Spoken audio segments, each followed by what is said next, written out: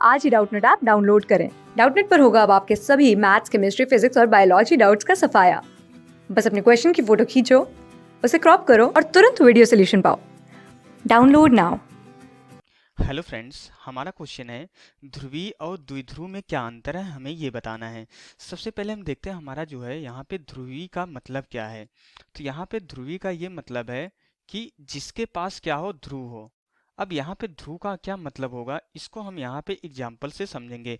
Basically हम यहाँ पे इसको ध्रुवीय अणु पढ़ते हैं, केमिस्ट्री में भी इसको हम पढ़ते हैं। क्या होता है हमारा ये ध्रुवीय अणु करके हम यहाँ पे एक टॉपिक पढ़ते हैं। उससे आपको इजीली यहाँ पे समझ में आएगा कि हमारा एक्चुअल में ध्रुवीय का मतलब क्या होता है। जिसके पास हमारा जो है ध्रुव हो, ध्रुव होना चाहिए, कंपलसरी है। तो अब इसके बाद हम यहाँ पे एक एग्जांपल लिया है कि HCl का। हमें पता है कि हमारा HCl एक तरीके से हमारा क्या होता है, ये एक अणु है। अब यहाँ पे क्या है कि HCl में क्या होता है कि ये हमारा कौन सा बंध होता है, ये हमारा सहसंयोजी बंध होता है। सह संयोजी बंध होता है।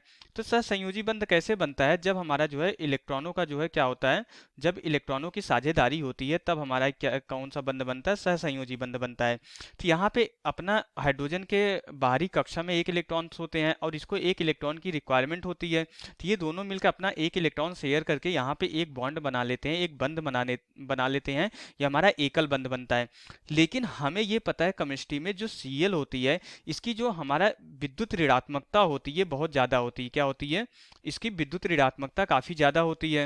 विद्युत ऋणात्मकता, क्योंकि हमारा ये क्या होता है, आवर्त सारणी में जो है सेवंथ वाले ग्रुप में पाया जाता है, राइट साइड पाया जाता है। तो उस तरफ के जितने भी अणु होते हैं उसकी विद्युत ऋणात्मकता क्या होती है, ज्यादा होती है।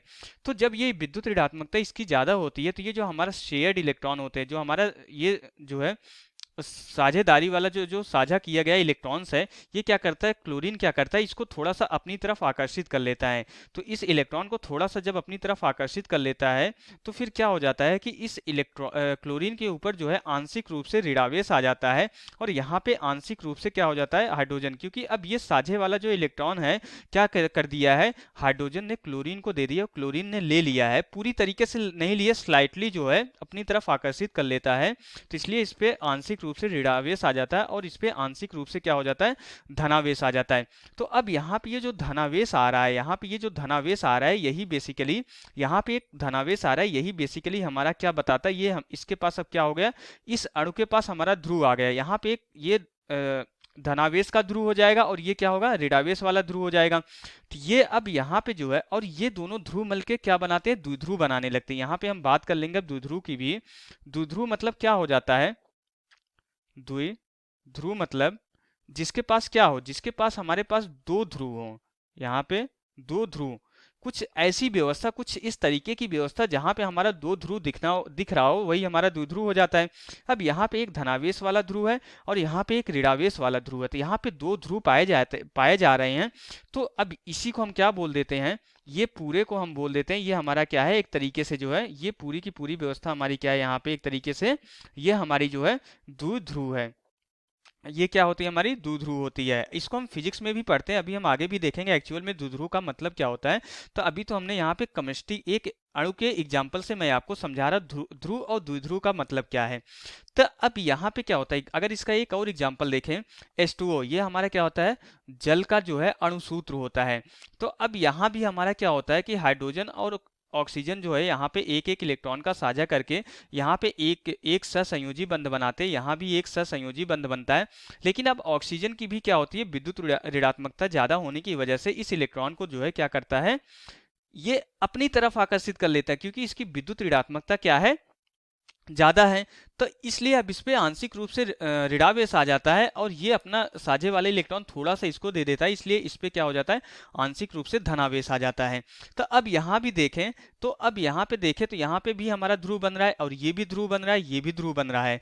तो अब यहाँ पे ये ध्रुव बनने की वजह से ये क्या हो जाता है, ये ध्रुव बन जाता है और यहाँ पे जो है दो ध्रुव मिलके हमारे क्या बनाते हैं, यही दोनों मिलके हमारा क्या बना देते हैं, एक द्विध्रुव बना लेते हैं। तो अभी अभी तक तो हम समझ रहे ध्रुव और द्विध्रुव का मतलब क्या है। अब इसके बाद हम बात करेंगे ध्रुवीय अणु की। अब जो हमने यहाँ पे लिखा है, अब हम बात करेंगे ध्रुवीय अणु की। तो अब ऐसा कोई अणु जब यहाँ पे ध्रुव बन रहा है तो इसका अगर हमारा जो है जो द्विध्रुव आघूर्ण निकालते हैं अगर ये नॉन जीरो आता है, अगर नॉन जीरो आता है तब हमारा अणु क्या होता है, हमारा वही अणु क्या होता है, ध्रुवीय अणु होता है। अब यहाँ पे जो है ये वाला जो है ये दोनों के दोनों अणु हमारे क्या होते हैं, ध्रुवीय अणु होते हैं। तो यहाँ पे द्विध्रुव आघूर्ण जीरो क्यों नहीं हो रहा है, क्योंकि यहाँ पे जो क्लोरीन है ये साझे वाले इलेक्ट्रॉन पे फोर्स लगा रहा है और ये एक ही डायरेक्शन में फोर्स लग रहा है। अब इस फोर्स मतलब हमारा क्या है, हिंदी में बल बल बोलते हैं। अब इस बल को कैंसिल करने वाला कोई दूसरा बल नहीं है, इसलिए इसका हमारा द्विध्रुव आघूर्ण आता है और इसलिए हमारा ये क्या होता है, हमारा ये ध्रुवीय अणु आता है। अब इसी तरीके से यहाँ पे हमारा एक फोर्स इस डायरेक्शन में लग रहा है और एक बल इस डायरेक्शन में लग रहा है, दोनों एक दूसरे को जो है कैंसिल आउट नहीं कर पाते हैं, तो इसलिए यहाँ भी नेट फोर्स जीरो नहीं होता है और इसलिए यहाँ भी हमारा जो है द्विध्रुव आघूर्ण हमारा जो है जीरो नहीं होता है। इसलिए H2O भी हमारा क्या होता है, जल एक तरह जल का जो अणु होता है वो भी हमारा एक ध्रुवीय अणु कहलाता है, ये भी हमारा क्या होता है, एक ध्रुवीय अणु कहलाता है। तो ये तो आ गया हमारा ध्रुवीय अणु। अब बात करते हैं हमारा द्विध्रुव की क्या होती है। फिजिक्स में हम इसको फिजिक्स में भी पढ़ते हैं। फिजिक्स में हमारा द्विध्रुव का क्या मतलब होता है, बेसिकली अगर कोई भी जो है दो आवेश अगर यहाँ पे जो है जो दो आवेश समान परिमाण के और विपरीत नेचर के, मीन्स अगर एक धनावेश है तो दूसरा ऋणावेश अगर एक दूसरे से जो है यहाँ पे कुछ दूरी पर रख दिए जाएं इस तरीके से, तो ये इस प्रकार की जो व्यवस्था होती है वही हमारी क्या हो जाती है, द्विध्रुव हो जाती है। अब यहाँ पे देख रहे हैं एक धनावेश हो रहा है और एक ऋणावेश, तो बेसिकली यही दोनों मिलके दो ध्रुव बना रहे हैं और जो इस प्रकार का हमारा अरेंजमेंट होता है इसी को हम क्या बोलते हैं, द्विध्रुव बोलते हैं। तो ये तो हमारा समझ में आ गया, हमारा ये जो है द्विध्रुव है। तो बेसिकली अब दोनों में डिफरेंस क्या है, हमारा यहाँ पे जो है अब हम देख रहे हैं ये भी ध्रुवीय अणु है, यहाँ भी हमारा द्विध्रुव पाया जाता है, ये भी ध्रुवीय अणु है और यहाँ भी हमारा द्विध्रुव पाया जा रहा है। तो दोनों में बेसिकली अंतर क्या है, कोई ऐसा हम यहाँ पे आपको एग्जांपल देंगे जो कि हमारा जो है ध्रुवीय अणु तो नहीं होगा, जो हमारा जो है यहाँ पे ध्रुवीय अणु नहीं होगा, लेकिन उसमें फिर भी हमारा क्या होगा, द्विध्रुव पाया जाएगा।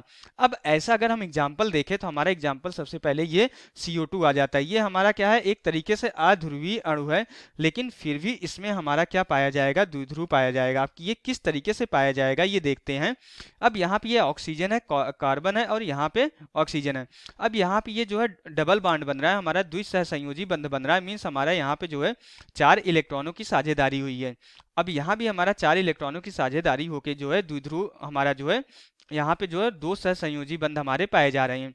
तो अब ऑक्सीजन की जो विद्युत ऋणात्मकता होती है कार्बन की तुलना में क्या होती है, ज्यादा होती है। तो ये जो साझे वाले इलेक्ट्रॉन है क्या करता है, ऑक्सीजन थोड़ा सा अपनी तरफ आकर्षित कर लेता है, यहाँ भी कुछ फोर्स लगा के अपनी तरफ आकर्षित कर लेता है। अब जब ये अपनी तरफ आकर्षित कर रहा है तो ये जो हमारा फोर्स लग रहा है F1 अगर इसको मान ले, F2 इसको मान ले, तो दोनों एक दूसरे को कैंसिल आउट कर देते हैं। तो यहाँ पे हमारा जो है नेट फोर्स क्या हो जाता है, जीरो हो जाता है। अगर नेट फोर्स जीरो होने की वजह से भी यहाँ पे हमारा द्विध्रुव आघूर्ण अब क्या हो जाता है, जीरो हो जाता है। अब द्विध्रुव आघूर्ण जीरो होने की वजह से ये क्या हो जाता है, हमारा अध्रुवीय अणु हो जाता है। लेकिन अगर हम देखेंगे तो यहाँ पे ये माइनस है तो इस पे आंशिक रूप से धनावेश आ जाता है। तो अब अगर हम यहाँ पे जो है इन दोनों को कंसीडर करें, सिर्फ अगर हम यहाँ पे इन दोनों को कंसीडर करें तो ये भी तो हमारा एक ध्रुव बना रहे हैं। अगर हम सिर्फ इन दोनों को कंसीडर करें तो ये हमारा बेसिकली एक द्विध्रुव ही तो बन रहा है। यहाँ पे अगर सिर्फ इन दोनों को कंसीडर करें तो यहाँ पे द्विध्रुव बन रहा है। ये पूरा अणु हमारा जो है अध्रुवीय अणु है, लेकिन फिर भी इसमें क्या पाया जा रहा है, हमारा द्विध्रुव पाया जा रहा है। इसी तरीके से एक और एग्जाम्पल ये आता है हमारा यहाँ पे, ये भी हमारा फ्लोरीन, ये फ्लोरीन है और ये ब्रोमीन है। तो यहाँ पे हमारा क्या है कि फ्लोरीन की जो हमारी विद्युत ऋणात्मकता होती है वो बहुत ज़्यादा होती है। तो ये क्या होता है, साझे के इलेक्ट्रॉन को अपनी तरफ ये भी आकर्षित कर लेता है। तो यहाँ भी हमारा जो है आंशिक रूप से धनावेश हो जाता है। और यहाँ पे हमारा लेकिन ये अध्रुवीय अणु क्यों हो जाता है, क्योंकि जो फोर्स लग रहा है हमारा जो है तीनों फोर्स जो है 120 डिग्री पे जो है यहाँ पे काम कर रहे हैं। ये 120 डिग्री पे काम कर रहे हैं।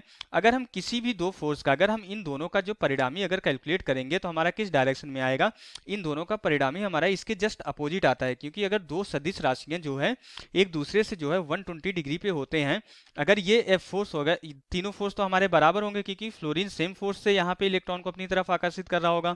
अब यहाँ पे जो है इन दोनों का जो परिणामी होगा वो भी हमारा F होगा, क्योंकि अगर दो सदिश राशियां एक दूसरे से 120 डिग्री पे हैं, अगर परिमाण में बराबर हैं, तो इन दोनों के जस्ट बीच में हमारा परिणामी आता है और परिमाण के बराबर होता है। अब ये एफ और ये एफ एक दूसरे से हमारे क्या होते हैं, अपोजिट डायरेक्शन में हो जाते हैं, तो यहाँ भी हमारा जो है नेट फोर्स जीरो हो जाता है, इसलिए यहाँ भी हमारा जो है द्विध्रुव आघूर्ण जीरो हो जाता है, इसलिए ये भी हमारा क्या हो जाता है, यहाँ पे अध्रुवीय अणु हो जाता है, ये भी हमारा अध्रुवीय अणु हो जाता है। लेकिन यहाँ भी हमारा अगर देखेंगे तो हमारे यहाँ भी जो है प्लस ये आंशिक रूप से धनावेश, आंशिक रूप से धनावेश यहाँ पे।